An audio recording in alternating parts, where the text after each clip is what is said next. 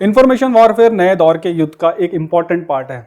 आप भले ही लड़ाई हार जाओ, लेकिन अगर आपको नैरेटिव को शेप करना आता है तो आप अपनी आवाम और दुनिया के सामने खुद को जीता हुआ पेश कर सकते हो। और पाकिस्तान को ये बहुत पहले ही पता चल गया था कि अगर उसे अपनी क्रेडिबिलिटी बनाए रखनी है तो उसे अपनी जनता और दुनिया के थॉट प्रोसेस को कंट्रोल करना आना चाहिए। मतलब कि जो पाकिस्तान चाहे सिर्फ वही चीज उसकी जनता और दुनिया के सामने जाए, फिर चाहे वो झूठी क्यों ना हो। इसीलिए तो पाकिस्तान ने साल 1949 में ही आईएसपीआर को खड़ा कर दिया था। फिर आया 1990 का दशक। दुनिया में पहली बार आया इंटरनेट, मोबाइल फोन और सोशल मीडिया। आईएसपीआर ने इनकी इंपॉर्टेंस समझी और इन्हें अपने प्रोपेगेंडा सिस्टम का पार्ट बनाना शुरू कर दिया।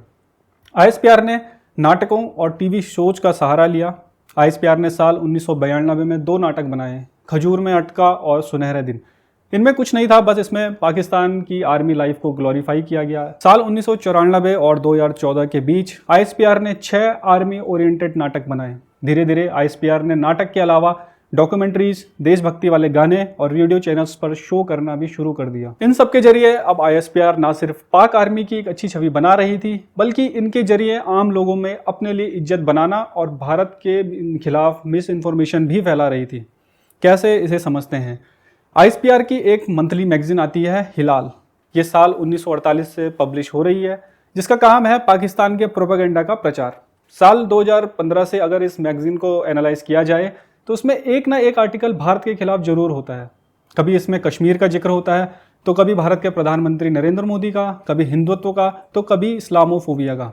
लेकिन इस मैगजीन में भारत पर डायरेक्टली हमला नहीं किया जाता था, क्योंकि आईएसपीआर को ये पता है कि अगर भारत के खिलाफ डायरेक्टली कुछ लिखेंगे तो भारत के लोग इसे पाकिस्तानी प्रोपेगेंडा समझ के डस्टबिन में डाल देंगे। इसीलिए आईएसपीआर बड़ी चालाकी से प्रधानमंत्री नरेंद्र मोदी, गृह मंत्री अमित शाह, आरएसएस को खास तौर पर निशाना बनाती है। ऐसा इसलिए क्योंकि इन पर हमला करना आसान है, और इसलिए भी क्योंकि भारत का एक तबका इन्हें अपना दुश्मन मानता है। आईएसपीआर का मकसद इसी तबके को टारगेट करना है ताकि ये उनके प्रोपेगेंडा में बह जाएं। ये मिस इन्फॉर्मेशन न्यूज़पेपर्स, जर्नल्स और सोशल मीडिया के माध्यम से फैलाया जाता है। इन सब के लिए आईएसपीआर सहारा लेती है पाकिस्तानी यूथ्स का।